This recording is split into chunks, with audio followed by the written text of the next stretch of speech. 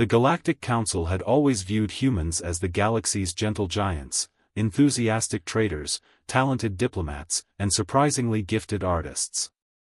For 2 centuries, humanity had integrated peacefully into galactic society, their military consisting mostly of defensive fleets and patrol vessels. They spoke of peace, cooperation, and mutual prosperity. Then the Korthax Dominion made a mistake. They attacked a human colony. Ambassador Clara of the Shifted Consortium watched the Emergency Council session with growing unease. The human representative, Director Sarah Okonkwo, sat unnaturally still as the footage played, Korthax warships glassing the agricultural world of New Manitoba, 3 million human civilians vaporized in an afternoon. The Dominion claims it was a military target, Chairman Vexlor stated carefully, his voice uncertain. Sarah's response was quiet, almost gentle. There were no military installations on New Manitoba. Only farms. Families. Children. She paused, and Clara noticed something shift in the human's eyes, something ancient and terrible stirring awake. The Galactic Council has 48 hours to respond. After that, humanity will handle this ourselves. The Council debated. They negotiated. They urged restraint. 48 hours later, humanity went to war. Clara had studied human history as a hobby, their wars, their conflicts, their evolution. She'd read it academically, the way one might read mythology. Ancient weapons. Primitive tactics. Surely exaggerated. She understood her mistake within the first week. The human fleet didn't arrive with fanfare or formal declarations. They simply appeared at the edge of Korthax space like ghosts materializing from the void. Every defensive installation, every military station, every warship, gone in 72 hours. The Korthax Dominion, which had conquered 6 star systems in the past decade, was crippled before they understood what was happening. But humanity didn't stop. They're not accepting surrender, Clara's intelligence officer reported, mandibles clicking nervously. The Korthax have transmitted 17 surrender offers. The humans acknowledge receipt, then continue operations. Clara watched the tactical displays with horrified fascination. Human ships moved with predatory precision, cutting supply lines, isolating fleets, dismantling an empire piece by piece. But it was the ground operations that truly terrified her. Human soldiers, the species everyone thought of as soft, emotional, friendly, fought with calculated brutality. They adapted to every Korthax tactic within hours.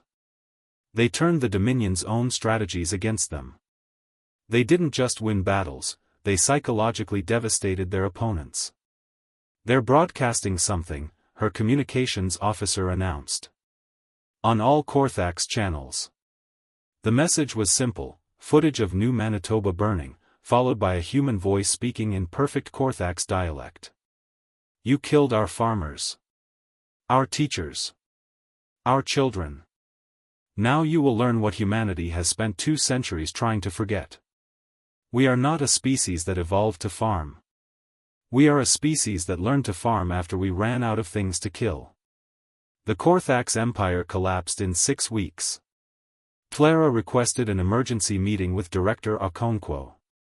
They met in a neutral station, and Clara was shocked by what she saw. Sarah looked exhausted, haunted even, but when she spoke, her voice carried the weight of absolute certainty. "Why?" Clara asked simply. "Why didn't you stop when they surrendered?" Sarah was quiet for a long moment. "Because surrender isn't justice. Because 3 million people don't get to surrender, they're dead. Because if we stopped at their first surrender, every species in this galaxy would think humans are soft. That our peace is weakness. That our diplomacy is fear." She leaned forward. "Ambassador, humans have been at peace for 200 years. We've poured everything into art, science, culture. We became the people we always wanted to be. But underneath?" Her eyes were cold. We're still the species that climbed to the top of the food chain on a death world by killing everything that threatened us. We're still the apex predators who hunted megafauna to extinction. We're still the warriors who turned warfare into an art form and conquest into an industry. Clara's bioluminescent patches flickered with fear. So what happens now? Now? Sarah's expression softened slightly. Now we go back to being diplomats and traders. We'll help rebuild. We'll negotiate peace treaties. We'll return to being the friendly humans everyone knows. She stood, preparing to leave. But the galaxy will remember that human peace isn't weakness. It's a choice. And choices can be unmade. As Sarah walked away, Clara pulled up humanity's old planetary designation in her database, Class 13 Death World. Beneath it, someone, likely Sarah herself, had added a new note, inhabited by dormant war gods. Do not wake them. 3 months later, the Galactic Council passed the New Manitoba Accords, a unanimous declaration that attacking human civilian populations would be treated as an extinction-level threat against the aggressor. Nobody voted against it. Nobody even debated it. They'd all seen what happened when humanity remembered what they were capable of. And like Clara, they all understood the terrible truth: humans weren't gentle despite being powerful. They were gentle because they were powerful. Because they knew exactly what they could do, and chose peace anyway. The scariest warrior, Clara now understood, wasn't the one who couldn't control their violence. It was the one who could unleash absolute devastation and then calmly choose not to. Humanity had been dormant war gods for 2 centuries. The galaxy had mistaken their slumber for weakness. The Korthax Dominion paid the price for that assumption. And now, everyone else knew better. The humans returned to their art, their trade, their diplomacy. But across the galaxy, every species that saw them smile couldn't help but remember, behind those friendly eyes lurked something that had conquered a death world and then peacefully integrated into galactic society. Not because they had to. Because they wanted to. And that choice made them more terrifying than any army.